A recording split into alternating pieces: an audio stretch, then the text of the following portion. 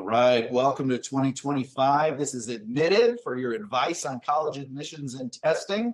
My name is James Dolan from Tutor Doctor in Indy. Joined with me is Jessica Bush from New Jersey, Byron Zong from Albuquerque, and all the way out west, Chris Liam with Tutor Doctor San Diego County. I'm going to talk about a number of different topics today with the panel, but really wanted to start off with SAT or ACT. There's differences, there's advantages, there's disadvantages to both. But I guess the question on everybody's mind right now is, which test is best for me? Which test should my student take? Well, there's lots that could be said on this subject, but we need to consider that there's two main parties involved in this, right? There's the student themselves, and then there's the institution that they're hoping to go to, right? So do your homework, right? Know yourself and know where you want to go. So reach out to that school, talk to that program specifically, find out if they have a preference, right? They may or may not have a preference. If they do, you're going to want to know that. Secondly, know yourself, and that is, hey, each of us, we're going to perform differently on different types of tests. If you know yourself, you can know which of those two are going to be able to demonstrate your strengths, because those tests, the ACT and the SAT, are designed differently, and certain students will perform better over another on those tests. So one of the things that we do here at Tutor Doctor is that we do actually provide an assessment, a cognitive skills assessment, and that is a great tool in helping the student, make that clear about which of those are different, because timing is a factor. Those two tests, timing is a really big factor. You'll know in the SAT that there is not a separate science section, for example, right? But it's built into the reading and writing section. So you want to be aware of that. And then I think geometry, right, is a key one too in the SAT. I think about 35% of the math is geometry. So there's a lot of other things to be aware of, but those would be some fundamentals. You guys can pipe in if you guys want to add something to that. Yeah, good. Chris, how do the scores play into deciding which test to take?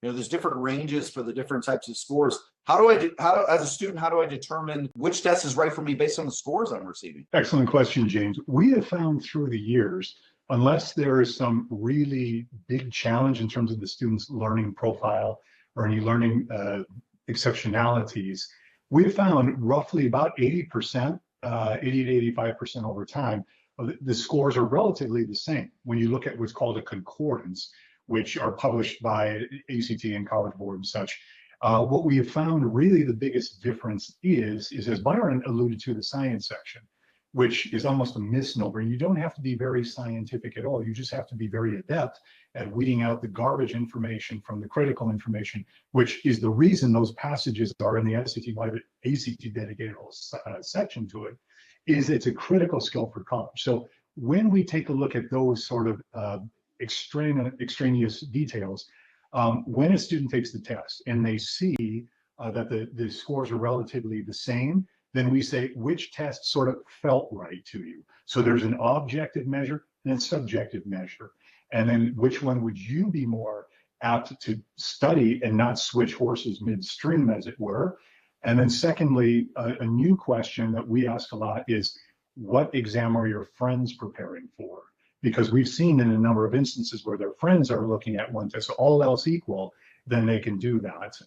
So that's really the case. It's very rare that you see lopsided scores. And if that is the case, then we will ask questions like, were you extra tired on that day? Was somebody doing some construction in the room next to you? Or things that are non-exam related. But usually it's straightforward. Oh, I prefer this exam. Scores are roughly the same. There's our choice. And as Byron mentioned, there's different content areas. They're very similar with a couple of overlaps, but should I drive which test I pick based on how I'm doing in certain classes, or which classes I've taken or not taken yet? How does that influence my decision? Well, the quick answer on that is if the student is willing to do the cognitive test that Byron mentioned, yes. But if the student is willing to take advantage of weekends or break periods to take a full-length exam of an SAT and a full-length exam of an ACT, then contact your Tutor Doctor office for a free discussion about how we can dive down into the particulars of those tests. For instance, if a student is strong in geometry but weak on trig, if they're strong in sentence completion but weak on inference questions, we can pinpoint that with the way that we review those reports and make that recommendation to the student. Excellent, excellent. Jess, can you talk about the different types of groups? You know, if I had to put student into a different group, whether it's a high achieving, or they're applying to a highly selective university, or my student athletes, or maybe my procrastinators, how does that play into which test I should be going for? That's a good question. Typically what I see is we have to literally go back to which test they're stronger in. You know, that is the bottom line. The only schools that I have, you know, for example, like I had a kid that was going to West Point, and he had to get, they told him, you have to get your SAT score up 50 more points. But 50 more points was really hard for him to get it, you know, so that was the focus. But he had started out with the SAT to begin with. But I want to go back to a couple of things that Byron and Chris were saying. There's a key thing we haven't talked about the ACT, and that's timing and pacing. Timing and pacing is the key struggle with students taking the ACT. And if you have kids that have time and a half accommodation or test anxiety or anything like that, it takes a 3-hour test and it makes it over a 4-hour test. And that is exhausting for some of these kids that have ADHD or focusing issues or time and a half. So I actually recently have been suggesting, ask your guidance counselor to see if you can get the accommodation to split the test into 2 days. Depending on their IEP, if they have an IEP, sometimes they will approve it. That's a great thing because it makes it English, math, next day, reading, science. It makes it so much more doable for some of these kids that have either test anxiety or, you know, serious focusing issues. I think that's really an important aspect to the ACT, to be able to really concentrate and focus on your timing and pacing, especially with this new SAT, which is all shorter, right? And digital and adaptive. The adaptive part is also, you know, some of the kids aren't a fan. You know, because it puts them into a hard, if they're good at, say, math, and it puts them, and they get a certain percentage of questions correct in module 1, it puts them into the harder module, and some of those questions are really, really hard. So I think it all goes back to the schools you're looking at, which test is best for you based on, that's why you need experts like us to help you plan. You know? And just a quick note on accommodations, as Jessica said, very important. Do work with your counselor at school. If you have an external counselor, that's great. But first start with your school counselor because they know all the different pathways to achieve that. Plus, they're usually on top of the latest because a lot of things are changing, including in California, where we have 32 college campuses, public, as well as a handful privates that went completely test blind and remain such through COVID. AP classes have taken on an outsized role in the portfolio for college admissions decisions. So what's happened through the time is now parents are pursuing accommodations for AP exam, much as they used to when ACT and SAT were more prevalent. And so what we're finding is that when someone has a sophomore, for instance, taking an AP class, and they're able to get accommodations because of an IEP or 504 or some other diagnosis, then they'll achieve the accommodations for the AP exam. It makes it much easier then to contact the College Board and say, hey, can we also, by virtue of having the accommodations for AP, can we also have that for SAT since it's even more stringent exam? And so those decisions, whereas they used to be a couple of months in the past for that decision, now are turning around much more rapid. The flip side to that is with the ACT, there are some changes coming up. That test will be shorter. So how accommodations will figure into that? Will there be fewer accommodations because the test is being reduced? We don't know. That remains to be seen. Well, just the online test, not the paper. Right. Just the online ACT. And we're hearing more about those changes or those enhancements every week, right? There's new things getting released. We all know, or hopefully our audience knows, that the SAT was enhanced in March of 2024 to provide some changes to it was shorter. It was adaptive technology. So there's a lot of things we're still learning now, almost a year later from that test. I'm sure there'll be more to come about the ACT. Could I just interject a point, Matt? Well, we talked about, either one, but there are situations where it's going to be the student's interest to do both tests, the ACT and the SAT, especially if you're, a high achiever or going into a program that's highly selective, right? To be able to have both of those scores shows a lot of things, right? Assuming your score is going to be a strong score, but it's demonstrating initiative, right? And there is no point scale for that. But when they see that, they're looking for those highly motivated students. So that would be one of the reasons why you might want to consider doing both. Yeah. Well, and here's another, since you brought up high achievers, another reason some of our students start doing that a lot earlier in their school year, sophomore, and even we have a couple of freshmen that are already tackling this test, is because those scores could influence scholarships and merit-based awards that they're going after. And recruitment. And recruitment. We've talked a lot about athletes before. Some of those coaches are looking for their SAT, ACT scores a lot earlier so they can understand if they've got a roster spot. So there are a lot of reasons to jump on that earlier. Absolutely. So which speaks to the whole thing of putting a plan together, right? Start this journey earlier, at least start looking into it earlier than later. Because, if we can put a plan together that's actually going to directly address your needs and goals, you're going to be a lot better spot than if you waited till what a lot of people, way too many people do, wait till your senior year, and now you're under all kinds of intense pressure to perform, and it's just way too much to ask of a student. Agreed. And a very fast story that will help amplify that. Here in California, as I mentioned, we've been test blind. There are, of course, tons of colleges outside of California that remain, test optional or test required.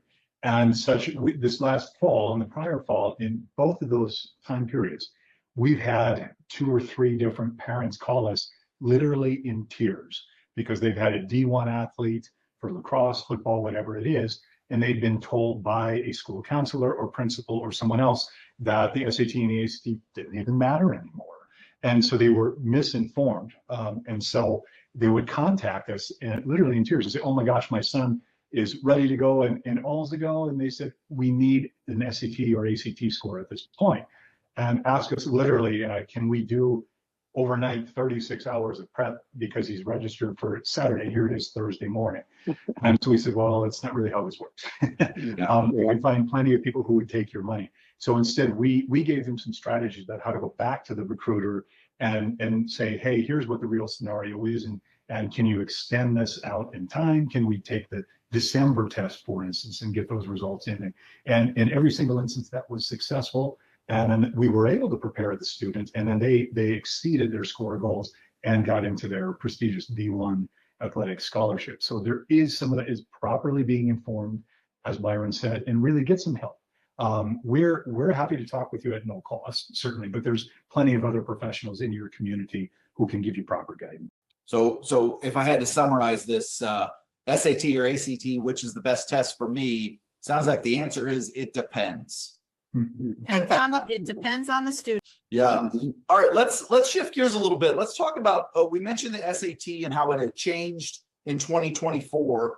If I'm a parent of or someone that has taken the SAT myself, or maybe I had an older student that already took it, and we think we know how to prepare it. If we had to give maybe the top 3 changes to the SAT from last year that I need to be aware of this year, what would we put on the top of that list? Well, it sounds to me that the ACT, the changes that they're implementing are going to be similar in format anyway to what SAT has done. Obviously, it's going from a paper to a digital version. Secondly, being adaptive in nature, right? Right? Is that it's SAT? Yeah. Not for the ACT. What are we talking about? SAT or ACT? Yeah, I was talking about ACT. So go ahead, Jess. No, it's not going to be adaptive. Thank goodness. The ACT isn't, but the SAT is adaptive. Yes. Talk about what that means for the SAT being adaptive. Adaptive means the better you do, the harder it gets. So there's modules, right? So what I've seen in the scores that we're doing is if the first, say, 20 questions, you get a certain percentage correct, which I believe is over 50%, it moves you into H module, which is hard. So, and that's adaptive. If you don't get that many correct and more of your questions are incorrect percentage wise, it keeps you into a more easier module. My question, and I'm still baffled by how they score that properly. You know, whether the student does really well in an easy module, but moves into the harder module and gets more questions wrong in the harder module. I still to me is a topic we can talk about once we learn how they score that, because that scoring algorithm, I had a chance to take a deep dive on that. It's pretty intense. In a nutshell, if I get a question right that more people get wrong, that is considered a harder question, but I got it right, so I get more points. So it has to do with how many people in that particular test Yes. are getting it right or wrong. Likewise, if on the counter side, if a question is considered easy because more people got it right, but I got it wrong, it works to my detriment even further. It's all an algorithm. It is. I mean, it's kind of like Vegas sports betting. Don't even try to understand it. It is going to change as soon as you figure it out. But Well, and it's challenging to talk to parents about that, because they ask, well, how is that scored? And that, that's an interesting conversation. The other piece of it is, as well, is each question has a slightly different number of points. It's not 1 point per question. To James's point, there are some that fractionally more and fractionally less for each question. That comes into the overall gradation of it. College Board uses the term modularly adapted. So it's not like every single question you're taking along the test is completely randomized and adaptive. Everybody takes the same first module, whether it's the math or the English. Everybody has that same first module, different ordering of questions within it, but the same box of 27 questions or 22 questions, English and math respectively. Then as Jessica mentioned, there's a branching.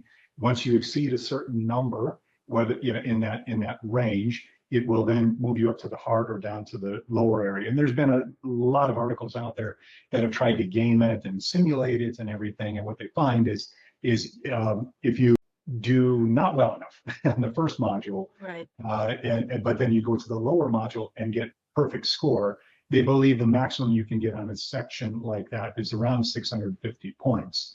So, but here's the reality of it.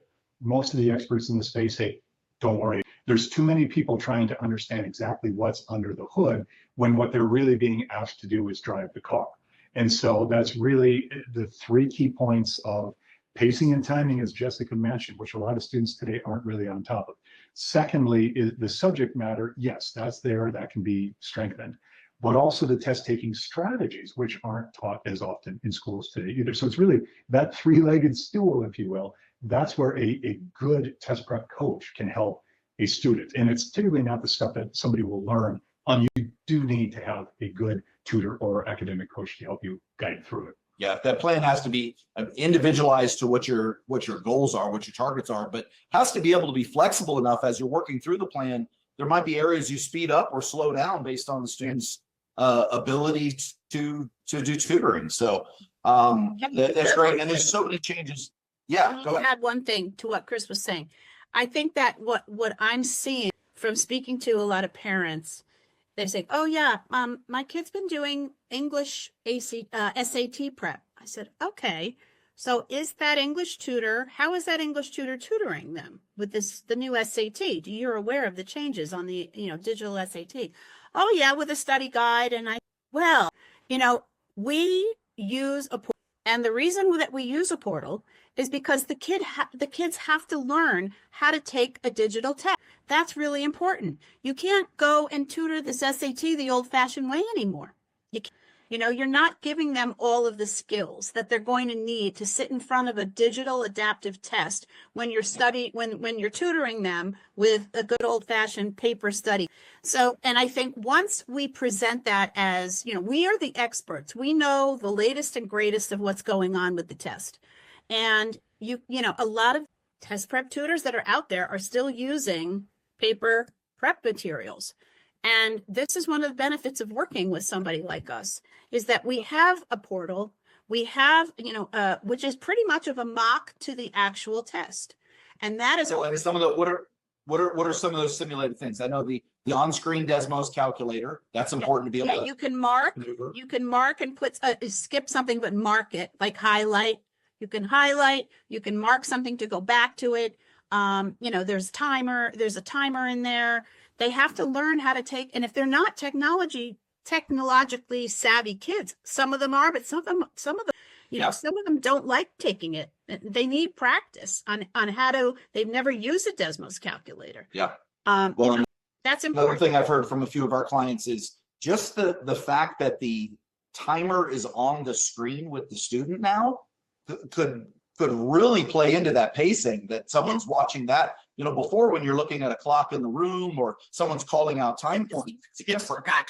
Yeah, but it's right there in front of you the whole time. So I think you're exactly right, Jess. You have to simulate the test in a test environment that is 100%. as closely representative of the day of the test. Because on that day of the test, you're going to wake up with butterflies. You're going to wake up nervous if you slept the night before, if you had the right drink in the morning to get you going. You don't need to also show up and say, how do I use this calculator? Or what does highlight mean? Or how do I flag a question?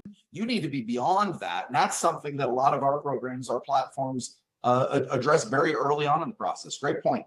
And Jan, we've addressed two of the three questions in pretty good detail, or answers of how it is different moving into the new year. And just recapping, number one, it's moved the tests, both of them are SAT has moved, ACT is moving from paper to, I almost said paper to plastic, from paper to online. Secondly, the fact that the tests are reduced in timing, in the overall runtime of it.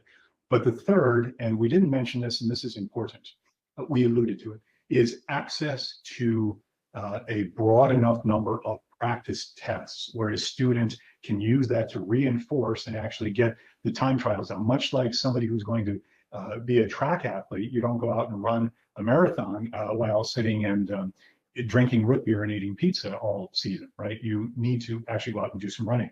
So that's one of the things that we have. There are many premium providers out there, but that have access to a large number of practice tests that are data proven to assimilate what is going to be there with the official test, not just randomized tests that some college kids put together, but really are going to be a true representation of what the student will face on official exam day. So that's sort of the third answer to it when somebody is looking at it, particularly in light of the prior two.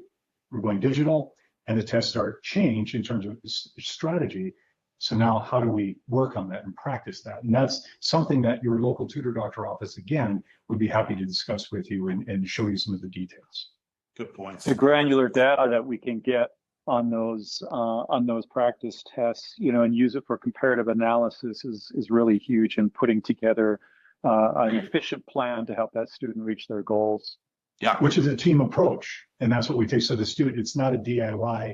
And student, good luck to you on test day. We do everything we can in the background to help that student get to it. Excellent. All right, let's talk about some quick tips for success for the SAT and ACT this spring. If we had to rapid fire, kind of throw some quick tips for students, for families, for tutors getting involved, what are some quick tips we can put out there for test prep for SAT or ACT this? Well, I start with plan, right? Put a plan together. I mean, that's where it all starts, and start early. Don't start asking questions early about this. Consult with your college counselor at school, call Tutor Doctor, talk to somebody who's in the know and start putting a plan together. Because if you want to, drive through McDonald's and go through the drive-through like everybody else does when it comes to taking these tests, you can do that if you want the minimum.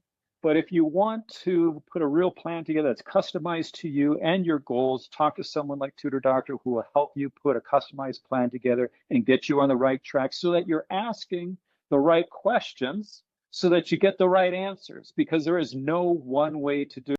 I have one more tip that ties in with what Byron said, because we've run into this. You have to not just plan your test, plan what's going on around your test within your school year. Because I had a kid last year who had his junior prom the night before his ACT test. And I was like, now I say, When is your junior? We need to put that in the calendar because that is not a test you want to take. And you don't want them to miss their prom. So planning their school year, when are your final exams? When is your last day of school? When is your prom? When, all of these things that affect the test that you're going to, be taking. You have to make a full Class load. class.